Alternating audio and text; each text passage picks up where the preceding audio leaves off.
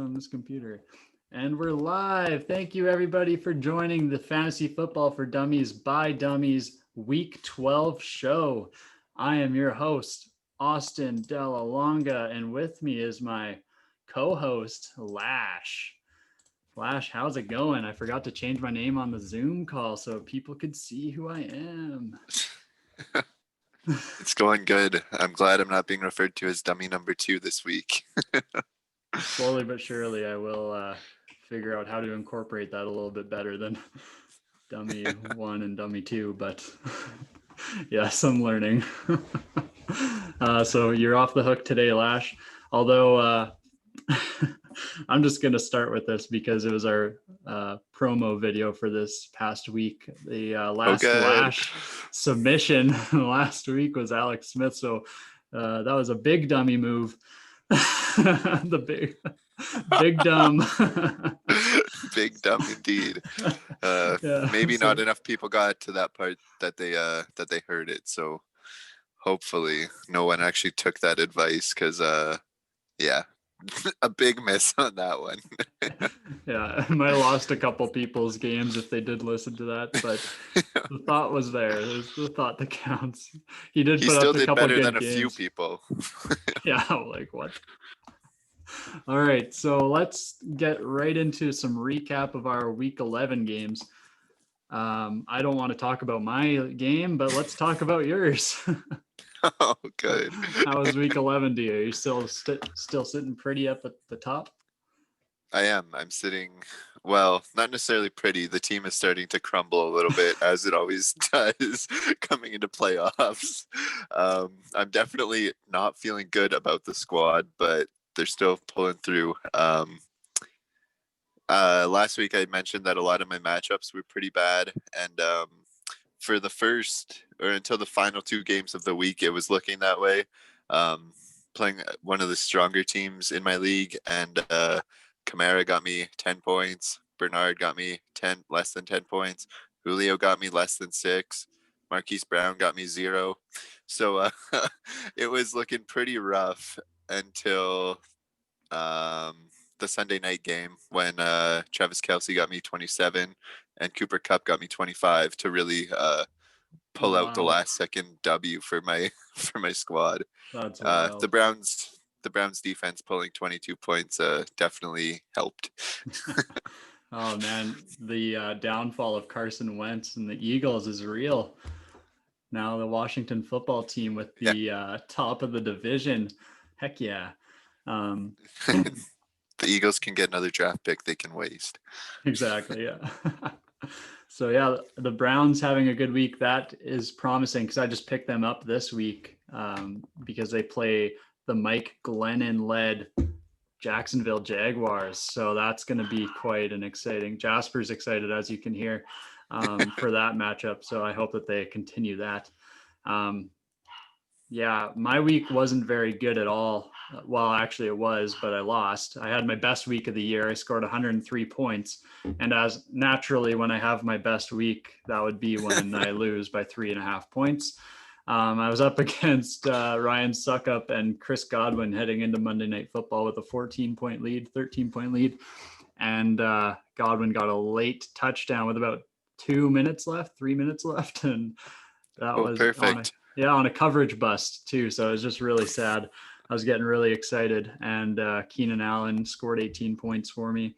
My big gaffe of this week that cost me, I benched AJ Brown for Jalen Reagor, who had the better matchup. Jalen Reagor put up 5 points. AJ Brown put up 12 in a tough matchup against the Ravens, and I'm still upset about it because that would have been the difference. Obviously, the 7 points there would have kept me alive, and just my playoff dreams would be actually quite healthy. I'd be in a playoff spot right now if I would have won that game. So you hate to see it, but good job to Zach, who is still at the top of our league and didn't bench Chris Godwin against my begging wishes. Ahead of really? He benched him in our league. He's going full tank mode. Oh, what? Even though he has a shot at playoffs with CMC coming back. Oh my gosh, that's wild. So yeah, that was not ideal. But we're at 4-7. There's still a long shot to get into the playoffs, so we'll I'll keep you guys updated and you gals as well, for the gals in the audience. Yeah, so that's a nice little recap. Not doing too hot, but at least Lash is carrying this show on with his I guess first place vibes, right? First place. Yeah, for now. Hopefully that continues. What are you at, like 8-3 or something?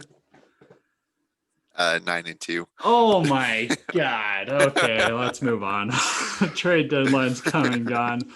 9-2. Oh my gosh. Trade deadline came and went, so no trades on that front. Lash, week 12 is upon us, as you know. We had a couple games True. for Thanksgiving. I've got a couple matchups here that I'm just I'm chomping at the bit for. I scored the most points that I have all year last year because I had some good matchups, and got a couple good ones that I'm just ready to share. Do you got any? Like on my own team or what? I mean, Yeah, I just introduced that a very, guess. very awkward way. So, Lash, let me just rephrase it. I'll just start again. Lash, what are some matchups that you're eyeing up today that people might take advantage of for week 12? As far as my team goes, Josh Allen's back in the starting QB, playing the Chargers, who are like surprisingly not very good on defense. I feel like they have a lot of name power, but they give up they're 25th against quarterback, so not great there. Kamara should be a good matchup against what is going to be an awful game for Denver, given that they don't have a starting quarterback right now. So theoretically, that's a good matchup, but based on what I saw last week with Taysom Hill at quarterback, I am not feeling very confident in Kamara at all. Rather than being Drew Brees' legs, essentially, with all the dump offs and stuff, Taysom Hill just decided to use his own legs and run every opportunity that Drew Brees would give to Alvin Kamara. So my confidence is not very high going forward there. And then just one more. I picked up Brian Hill because Todd Gurley is out this week, and they are playing the Raiders, who are 28th against running back. I don't have super high expectations, but as an RB2, I think he should be able to put a decent game together for me. Yeah. I'm also favored 97% to 3% with no games played this week, so it's not too big of a loss if he doesn't produce. Holy crap, that's wild. I wish I had a team with good players. So it's nice to hear you got some good matchups there. Brian Hill's a nice snag on with that Todd Gurley news. That was kind of surprising to me. Maybe it shouldn't be. I don't know. But my big matchups. Yeah, the writing's been on the wall for a while, I think. Oh yeah, with Todd Gurley, it's like hasn't lagging looked a bit, the same. I think. Oh, is it? Yeah. All right. The Hannah Montana movie is being streamed in my house upstairs, so maybe that is playing a factor on the bandwidth. But we will keep pushing. Okay, so I'm kind of sad that it's being played without me. Anyways, I had already mentioned one matchup that I'm really excited for. The Browns defense against Mike Glennon and the Jaguars. Mike Glennon, he wanted some respect on his name a few years ago when he wanted a starting position, and he got it with the Bears, I believe it was. And then he threw picks until it wasn't his anymore. So he's back in Jacksonville. So that's exciting. I saw a funny post about that, actually. It said Glennon was benched in favor of Trubisky in Chicago, who was then in turn benched for Foles in Chicago again. And now last year, Minshew took over for Foles, and then Lutton took over for Minshew. And now we're back at the beginning of the cycle where Mike Glennon's a starting quarterback over Foles and those guys again. So that's pretty funny. Yeah, and given the state of affairs in the world, it does not surprise me that Mike Glennon somehow managed to find a way into a starting position as COVID is rearing her ugly head on society. Mike Glennon's just still in the league. He's still kicking. So at least I probably got 4 picks coming my way there. Just kidding, Michael, and come on the show if you want to chat. And Jalen Reagor against the 32nd ranked Seattle defense. The defense has looked better.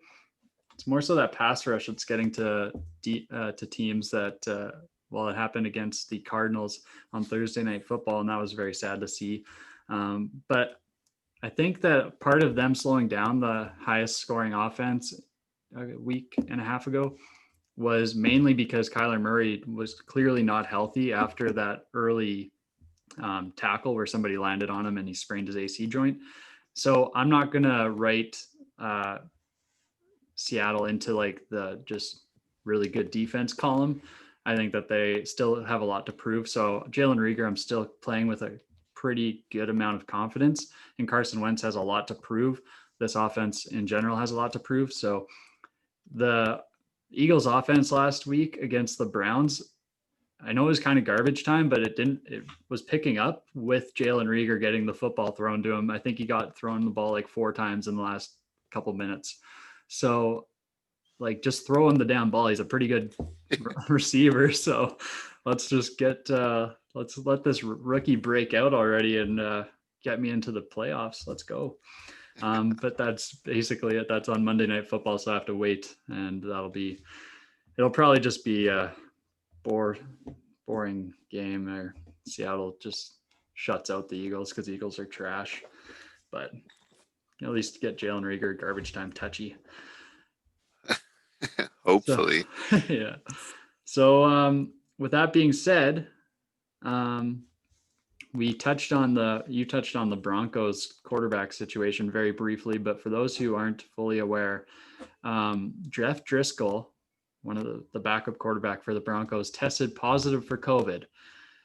And as a result, because of the NFL's COVID policy, all of the players that were in the same vicinity are now ineligible for tomorrow's game. So Drew Lock, Jeff Driscoll, Blake Bortles, insert quarterback name here, all of them are gone. Brett Rippon. Yeah. So now we've got either a running back or a wide receiver, Royce Freeman or Kendall Hinton. I had to look at his name real quick. Starting at quarterback for the Broncos, barring a schedule change. Lash, quick question. I know this is unscripted, but what do you think the NFL is going to do here? Like, I think they got to change this. I think they got to postpone this game. No? I would think so. I mean, it seems ridiculous that they're pushing like the Ravens game and stuff because of, I don't know why, players being on the COVID list, but they're not going to push this game when they literally don't have anyone playing the most important position in the game. Like, I really don't understand the NFL's policies completely, or like their way of thinking, because yeah, to me this seems like the game to cancel, if anything, or to at least push off for a few days. I don't know. It doesn't seem like we want to watch anything with freaking Royce Freeman being quarterback, Not even or a little bit. whoever the hell the other guy is. I've never heard that name in my life. Wait, buddy, you haven't been watching a lot of Wake Forest football. He is a former quarterback for Wake Forest. I mean, that's all I can tell you, but I know that much. Kendall Hinton, 2018. So, no, I totally agree with you. I just wanted to put you on the spot. I think that they should postpone this game or just cancel it entirely. Like, get an 8th team into the playoffs. That is the Patriots. But just cancel the game. If you have to include an 8th team into the playoffs as a result, do it. But to your point, this just doesn't make any sense to be playing a game where no quarterback, the scout team quarterback can't play, the freaking healthy scratch quarterback can't play, the practice squad guy can't play. Like, it just doesn't make any sense. Nobody is planning for this. It's one thing if all those quarterbacks get injured in a game, but this is before the game. We've got time to adjust. It's COVID. Things happen. Let's just cancel, give the refunds to ticket holders, and let's move on. That's all I got to say. If the NFL goes on with this, I'm throwing any form of reasoning out the window for the rest of the year. And whatever whatever that means for my life, so be it. I will eat the consequences because 2020 is completely irrational if this game is played tomorrow. I just have no idea how you could look at this game after all that and say it'll be a good game. Like, you just can't. Where's the entertainment in this? There's no entertainment in this. True. There's no logic that's going into this. The Saints are just gonna go off. Yeah, it's like, they're gonna be blown out 63-0, and there's gonna be 17 picks. Nice. Okay. Moving on. Actually, as I say that, I'm gonna check the old fantasy app to see if the Saints defense is available. And it's not. I tried. Just wanted to check. Yeah, they're too good to be available. Yeah. Hey, you never know. All right. So I just wanted to go on that tangent and let everybody know the sitch. Let's move on to the hype train. Choo-choo. Lash, who was on our hype train last week? We had Taysom Hill, who exploded offensively. And True. I had Jalen Reagor, who put up 5 points. Did not explode. He didn't explode. No. He almost had a touchdown at the end and he got pushed out of bounds. So, I mean, that's still not exploding. If only almost touchdowns counted. Yeah, exactly. He was like 7 yards out too. So to some people, that's not even close. Like, I mean, it's not, but the guy can dream. I only lost by 3.5 points last week, and I'm still not over it. All right. Apparently. Anyways, I am leaving the past in the past, and I am stepping into the hype train station. Where you were fully on board with Taysom Hill, and you were freaking right for it. Let's go. Who you got this week, Lash? I don't have anyone. I told you that. I don't know who we're rocking with this week. But okay. Just to touch on Taysom Hill for a second, I think that's like what you would expect from Cam Newton. That looked like a better version of Cam Newton out there, I think. And that being said, I guess Taysom Hill is someone that you can just roll with, basically until Drew Brees is back. Heck yeah. So, in other words, you're buying a return ticket. In other words, I wasn't sure what to think, but now that I've seen what it looks like, I'm on board. Yeah. Heck yeah. All right. So, I guess we'll add him in there. Buy another, just punch in your Taysom Hill pass because it's good for another week, especially this week against the Broncos if this game is still played, which, as I mentioned, True. I hope it's not. Just so everyone's clear, I hope it's not. Okay, I've got Brian Hill here, and I mean this is a kind of a easy low-hanging fruit pick, but there's not always a guarantee he's just going to pick up where Todd Gurley left off. And they're playing the Raiders, which is a juicy matchup. Clyde Edwards-Helaire just had a heyday on the ground. This Raiders team is very pesky, though, so that's why I still include Brian Hill in here as a hype train candidate. And I am totally punching my pass for Brian Hill. I'm hopping on because I saw what Clyde Edwards-Helaire could do last week. I'm not saying the offenses are the same, but I'm saying the Raiders are very susceptible on the ground because the Kansas City Chiefs are not a team that likes to run the ball, for those who don't know. And Clyde Edwards-Helaire had a pretty good evening against them. So Brian Hill, I think, will be a similar story. So just don't mind me. I'm just stepping on the hype train. I'm following you on board because, as I mentioned, he's in my starting lineup this week. So, he's looked better than Gurley outside of like the touchdown production. But I think he's been 4.3 yards per carry. And I think he's caught 16 of 20 passes in limited work. So that bodes well for if he is the starter or at least the main guy in Atlanta's backfield this week. And I know a lot of like Hawks, that's basketball. A lot of Falcons fans have kind of like had rumblings of wanting him to start over Gurley, even when Gurley's healthy, just because Gurley looks like he's about 42 playing running back. Not 27 or however old he actually is. So I think we might be seeing a changing of the guard in general, especially if Gurley's knee isn't back to 100%. And I'm on board, hopefully. it doesn't bite me in the ass.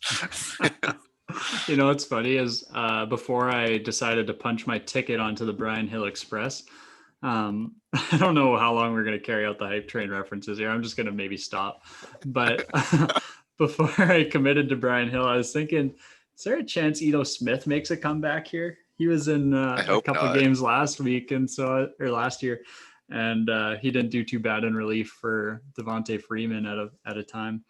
So I thought about that very briefly, but then I ultimately decided not to pick him up, and I would have gone with Brian Hill if the opportunity presented itself. So to no avail, unfortunately, but it did cross my mind. So I don't know if there's any metrics that would suggest Ito Smith should be getting the start here, but I don't think so. If we and I revisit hope this not. next week, I'm actually writing it down just in case, because I want to see maybe Ito Smith has a breakout game and just totally puts us out to lunch. All right. That would be right on brand, though. We suggest someone and they just like go in a completely opposite direction. Exactly. Yeah. Yeah. You guys aren't here for the fantasy advice. You're here for the laughter. Maybe the odd time we're right. Just kidding. We're always right. So moving on. Try really hard. Yeah, exactly. We try hard. That's all that matters. So moving on, we've got the flyer of the week. And I don't know what sound I can make, but I wanted to make a sound. And all I could think of was a bird. Let's just leave it at that. Yeah, flyer of the week. Lash, you've probably got quite a list. I've already mentioned my guy Kendall Hinton. I don't think we need to say any more there. If he's starting for the Broncos, go for him. We might have to say more there because I would not recommend Kendall Hinton at all. Fair enough. It's pretty good value. You're getting wide receiver in or a quarterback in a wide receiver spot. However, I should caveat this by saying only if you're really desperate at wide receiver should you be doing this. Like, I would not be by any stretch benching AJ Brown for Kendall Hinton. Okay. I wouldn't be benching Jalen Reagor for Kendall Hinton. If you are desperate, and there's maybe Lash will have a flyer later on in the show, and you're like, between the two, Kendall Hinton's got more upside. Then maybe go then go with it. But otherwise, I threw him in there because why not? He's going to be a quarterback. Maybe he's got some Taysom Hill magic. Maybe it's a Taysom Hill versus Kendall Hinton showdown that we just eat up like crazy. That no one could have ever expected. This was Kendall Hinton's plan this whole time. And it doesn't work unless you say his full name every time you say Kendall Hinton. You got to call him by his full name. It just runs smoothly. But yeah, he's going to just put up 4 touchdowns and 0 picks. He was the one he called in a friend who had COVID. He was like, hey, my guy Jeff, go get him sick. Oh my God. What the heck? And Kendall's like, here, I'm scheming, I'm making plays. They wanted me to be a receiver. I'm a quarterback at heart for Wake Forest. And now oh my God. Just preying on his entire team's downfall. Really just to help them rise from the ashes because he'll be their next quarterback. Drew Lock's out. Kendall Hinton's in. Oh boy. These are some spicy takes. Yeah. Anyways, let's move on from Kendall Hinton unless you have anything else to say on this guy. I think he's taken up more of the show than we could have anticipated. I didn't know that we even had to mention him, but we've talked about him a lot. Oh. All right, I have a couple of actual quarterback streamers that you can take a shot at. Daniel Jones at Cincinnati. They've been using him a lot in the running game, and it's a really positive matchup. Actually, his next 3 games are Seattle, Arizona, and Cleveland, all who can be exploited. Like, pretty good quarterback matchups there. So if you need a rest of season quarterback, Daniel Jones could be your guy. I hate recommending that because he'll probably throw 3 picks and fumble the ball twice. each of those games, and you'll just end up with negative points or something. But he has a good like running baseline. They have like drawn up schemed QB runs for him, and he's put up like 300 yards on the ground so far, and that's pretty much as good as anyone outside of Kyler and maybe Lamar. So he's looking pretty good. And then Derek Carr versus Atlanta for this week. Again, the Atlanta matchup is one of the best for quarterbacks. Fire up the car. Start the car. Start the car. Holy crap. That's good. Start the car. All right, Mr. Hawk, let's go. Do you have anyone at QB other than Kendall Hinton?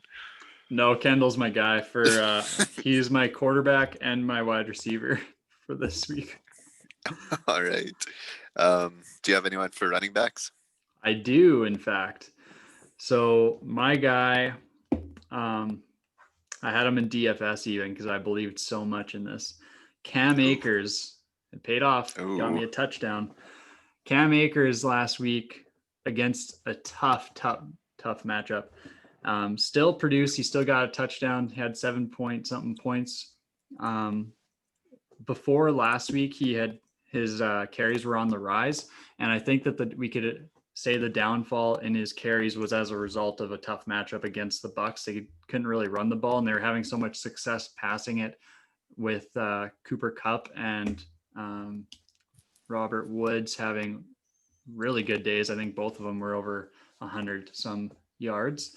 But that just with the production through the last 3 weeks, Cam Akers is just, it's shown that they want to get him more involved in the offense. And so as a result, I like Cam Akers. And I forgot who they were playing. I'm not gonna lie. San Francisco. They're playing Thank you. Yeah, I was gonna say it's a tough.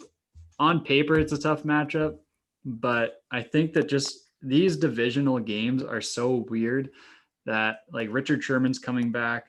So how is that going to impact the passing game for the Rams? I don't know. I just think that with the way that they've been incorporating Cam Akers in the offense more and more throughout the weeks, I think that's just a trend that you can safely go with if you're in need of a running back this week, which I'm desperate need. So if he was available, I'd take him. My running back situation is just abysmal. I don't even want to mention it on here. Lash, you know what I'm talking about. So anyways, Cam Akers, what do you think? I don't like it at all. I don't mean to totally like shut you down or anything, but no, I'm not offended. The last 3 weeks, he's only played 21, 25, and 18% of snaps. So like, while it does appear that they want to get him more involved, he's getting carries in those limited snaps. This whole backfield is just kind of a mess, and I don't really want to trust it by any means. It's also a tough matchup against San Francisco, so I don't know. I don't love it. I see where you're coming from, but I wouldn't trust it. I wouldn't trust anyone in this backfield because it's just so volatile. McVay could just like run any of them for 60% of snaps, or they could be on the bench for the entire game. So I traded away from the Rams backfield in moving Henderson, and it was for this exact reason, because it's like throw a dart, pick which one, and hopefully they like produce. Yeah, that's totally fair, because there's games where he was totally healthy and they didn't play him at all.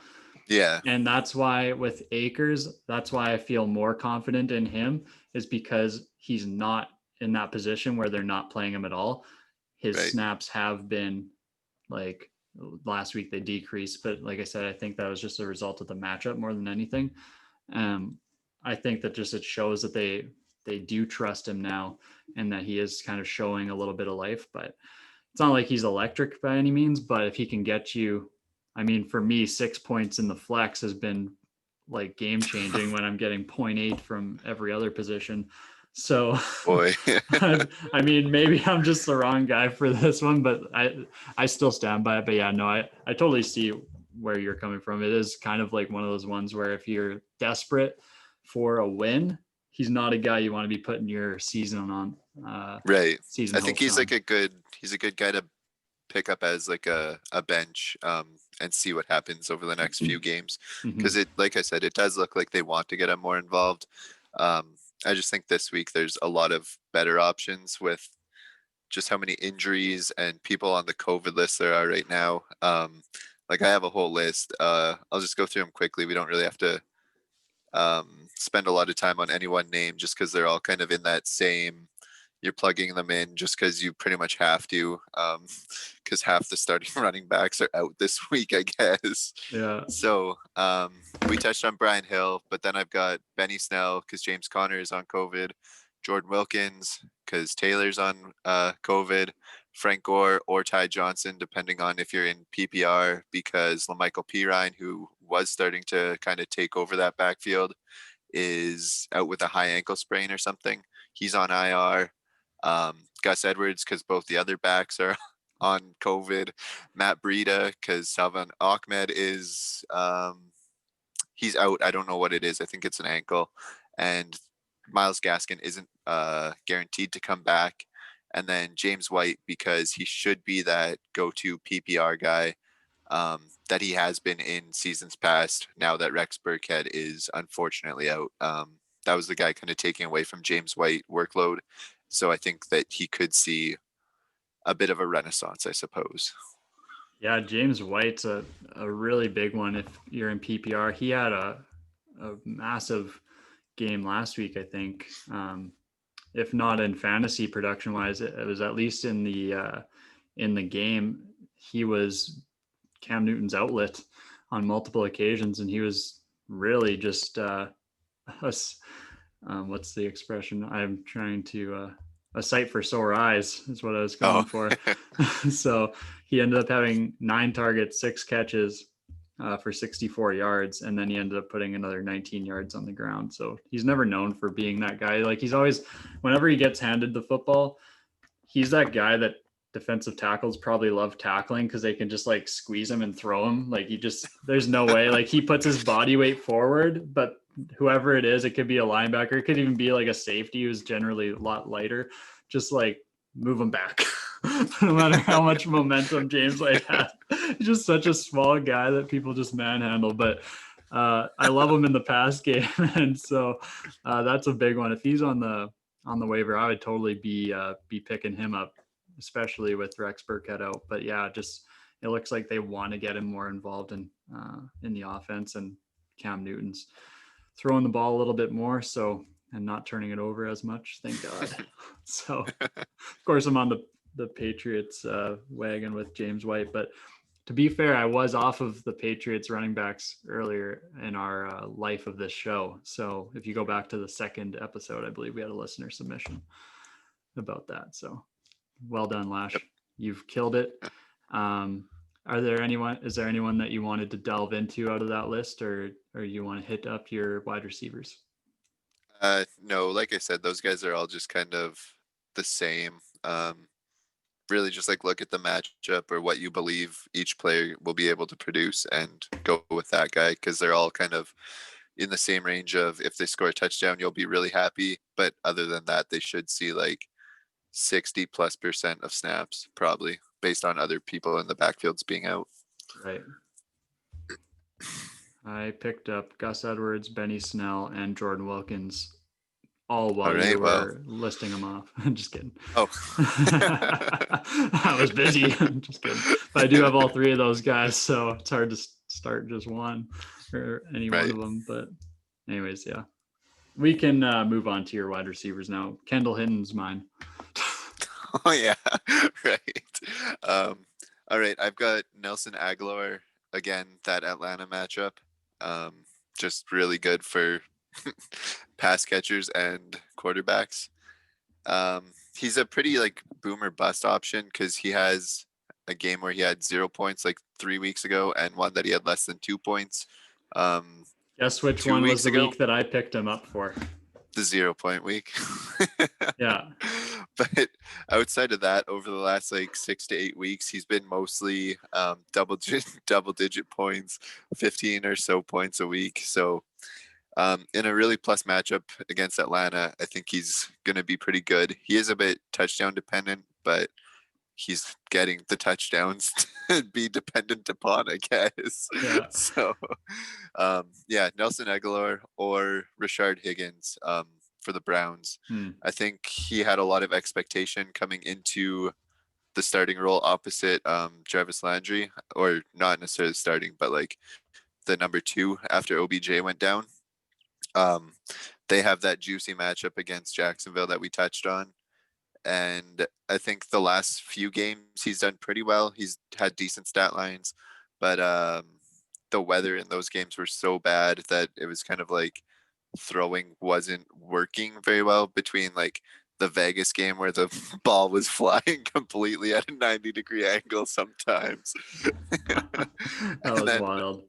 Yeah, like Houston, or I think it was Houston, that it was like pretty rainy and stuff like that. So yeah, he's like produced decent games in those games, but I think playing in Jacksonville this week, we should see what we actually expected him and Baker to produce. Hopefully, now that I've said this, he's going to put 3 points and do nothing. So we'll see. But I would believe in him.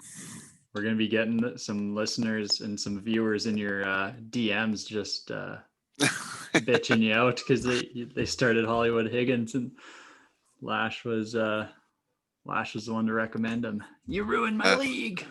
I'll take that heat. If someone believes in my opinions enough to start him, I'm cool with that. Heck yeah. Well, I mean, we've got some pretty animated listeners. I had about 17 of you in my DMs last week. So I'm just kidding, I wish. But hit us up, chat with us, let us know where we're wrong. Anyways, I'm getting sidetracked. Lash. Yeah, no, I believe in Higgins.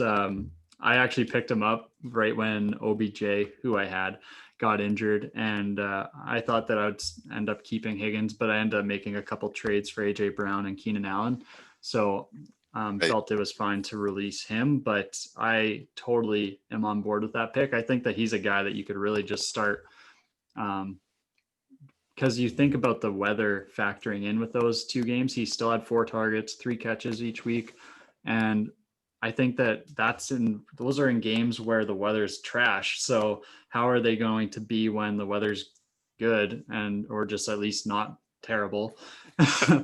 He's probably going to get the ball thrown to him 7, 8, 9 times a game, just because I think that this run game opens up the pass game so much more. And the Browns, their offense truly is untapped when you're only running the ball, but you're running it successfully in bad weather games.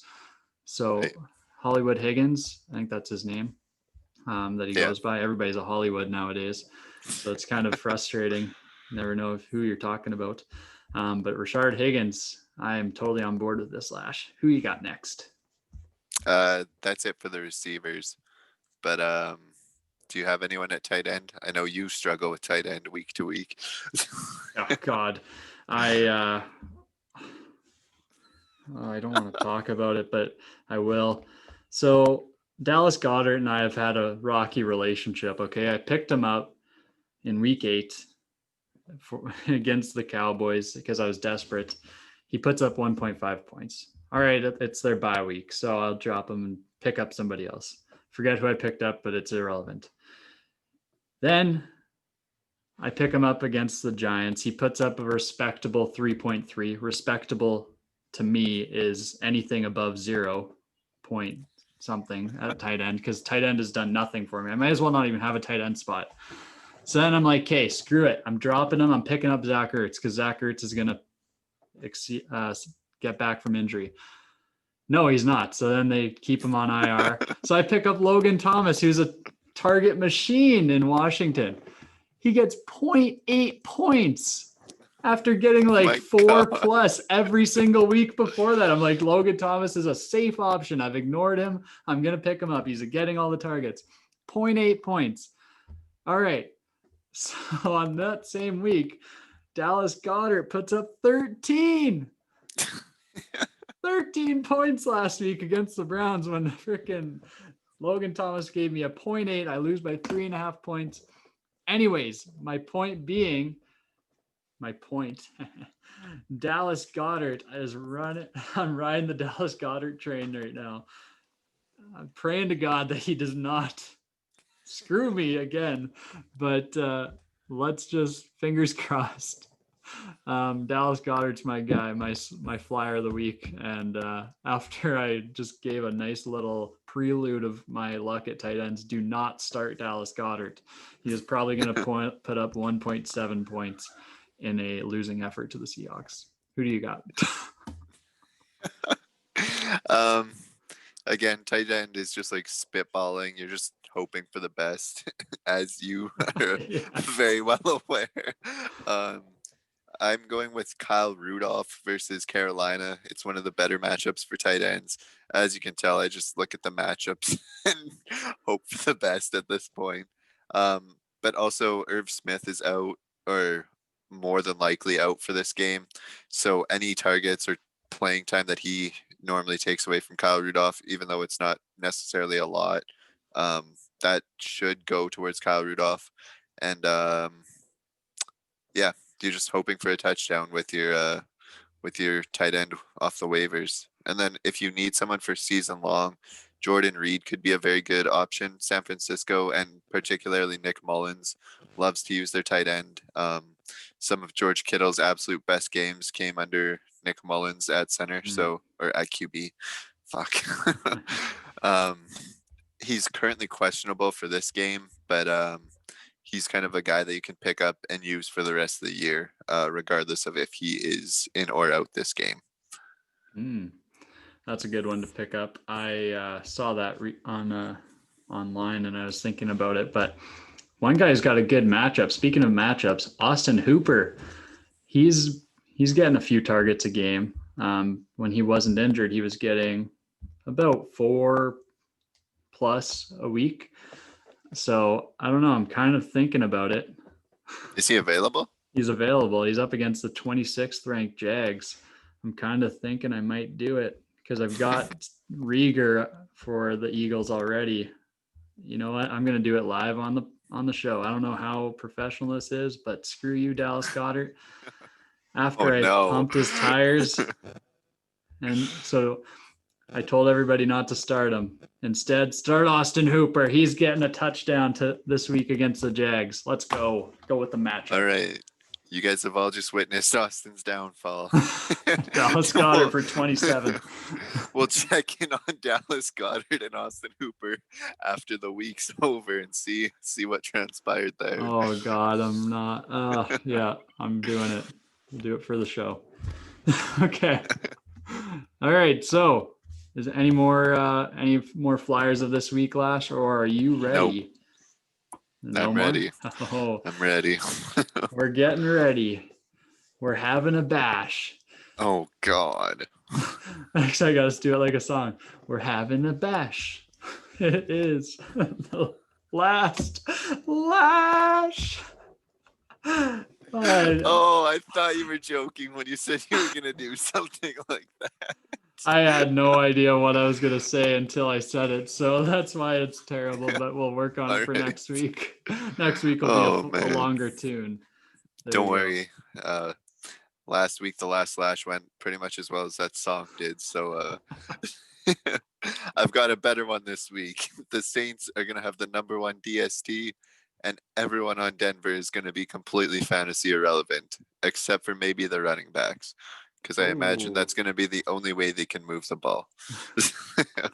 But even then, you might want to not hedge so much because the Saints probably know that, so they'll probably shut down the run. So it's the #1 fantasy ranked defense too, so that's actually pretty good against the Even run. if they're not irrelevant, you don't want to trust anyone. Like, even if someone randomly blows up, like Tim Patrick has like 22 points, I'm not going to be feeling bad because I didn't start Tim Patrick at all. Because like, you're working with a wide receiver or running back at quarterback. There's a reason they're not playing quarterback in the league. Exactly. Yeah. So if you're starting anybody other than Kendall Hinton, you don't have my approval. Start Kendall Hinton. And if you're starting Kendall Hinton, you don't have my approval. If you're starting Kendall Hinton, you're probably 3-8 and out of a playoff spot. So probably just try to have some heavy swings here. See what hits. Your roster has some real problems if Kendall Hinton is a guy you're actually turning to. All right. If any of you start Kendall Hinton, please send us a screenshot at the amateur agency on Instagram or Twitter. That'd be rich. I would totally get a kick out of that. I kind of want to start it too, but I already changed my tight end for the show. I'm not going to change my wide receivers for the show, especially with playoff hopes on the line. Can't do it. I'm too desperate. I'm too competitive. All right. So anything else, Lash? Before, I guess that was the last Lash, so nothing else. Okay. So we'll figure out how to end a meeting soon or end a show. All right. Well, thank you everybody for tuning in to Fantasy Football for Dummies by Dummies. My name is Austin Delalonga. You can find me on Twitter and Instagram at AustinPaul_. That's Austin spelt with a Y and not an I. And Lash, where can people find you on social media when they get angry at you? Just on Instagram at the official Lash, or drop a comment on the YouTube channel. Drop a subscribe here too. Do whatever you want to do. Follow it. It's been going good on views, but I don't know if we're getting much subscribers out of it. So drop us a subscribe. Heck yeah.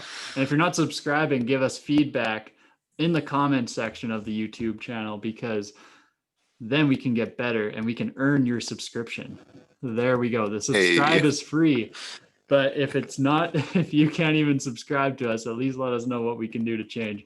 We're servants to you, the audience, really is what we are, and to fantasy football. So thank you, everybody. Well done, Lash, for the plug. Good night. And good night. Good luck this week.